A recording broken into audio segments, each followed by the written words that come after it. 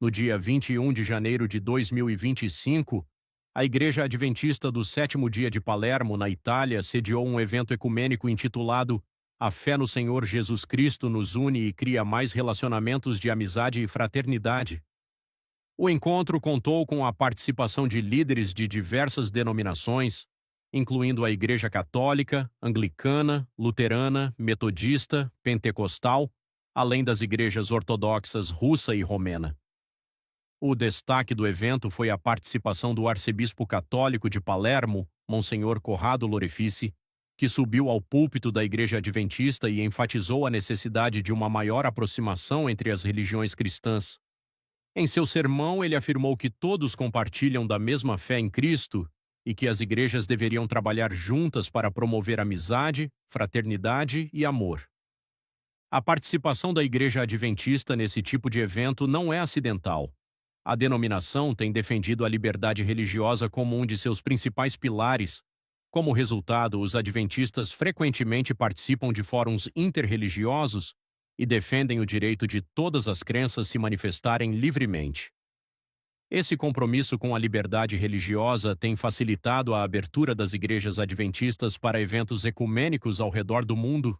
Embora a liberdade religiosa seja uma bandeira adventista, esse tipo de envolvimento entra em choque direto com os escritos de Ellen G. White, a principal referência teológica e profética da denominação.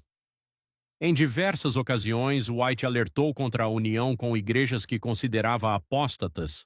Ela escreveu: Vi que as igrejas nominais e os adventistas nominais, como Judas, nos trairiam aos católicos para obter sua influência contra os santos.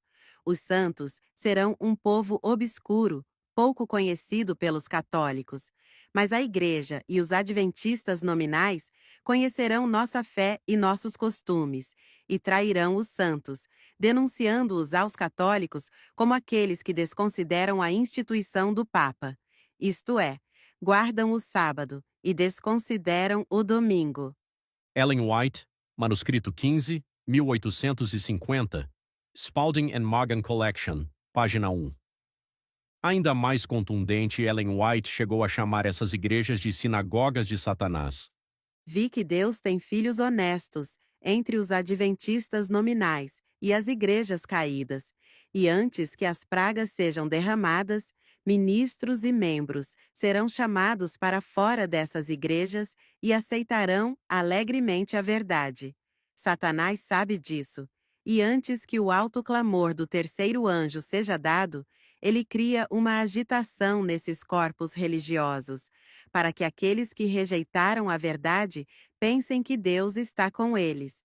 Ele espera enganar os honestos e levá-los a crer que Deus ainda está operando nessas igrejas. Mas a luz brilhará, e todos os que forem honestos deixarão as igrejas caídas e tomarão sua posição com o remanescente. Ellen White, Primeiros Escritos, Review and Herald Publishing Association, 1882, página 261. Essas declarações revelam uma forte contradição dentro do adventismo atual. Por um lado, a Igreja Adventista Institucional promove e participa ativamente de eventos ecumênicos, enfatizando o diálogo e a convivência pacífica entre as religiões. Por outro lado, sua fundadora advertiu categoricamente contra qualquer envolvimento com igrejas que rejeitam a verdade adventista.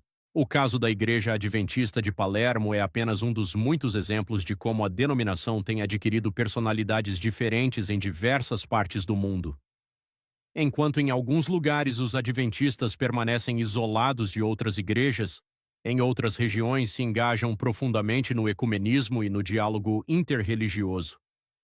Essa dualidade tem transformado o adventismo em uma organização híbrida, onde a identidade da igreja varia de acordo com o contexto local.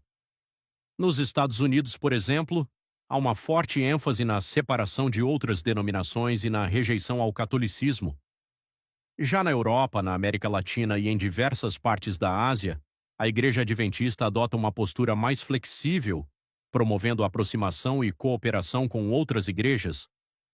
Essa contradição não pode ser ignorada.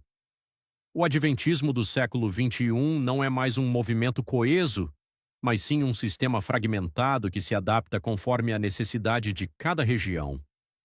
A noção de que todas as outras denominações fazem parte de Babilônia e que a única opção é se afastar delas tem isolado muitos adventistas e criado barreiras desnecessárias. A igreja já não é mais uma entidade homogênea e o próprio crescimento do adventismo demonstra que ele se molda de acordo com as circunstâncias culturais e políticas de cada lugar. O evento em Palermo não foi um caso isolado. Ele representa uma tendência global dentro do adventismo. E a grande pergunta que fica é: se a própria liderança adventista está promovendo esse novo modelo, por que tantos membros ainda insistem em manter uma visão exclusivista? Pastores adventistas vendem uma mensagem nos púlpitos, mas na prática o adventismo e o catolicismo institucionalmente já estão unidos há muitas décadas.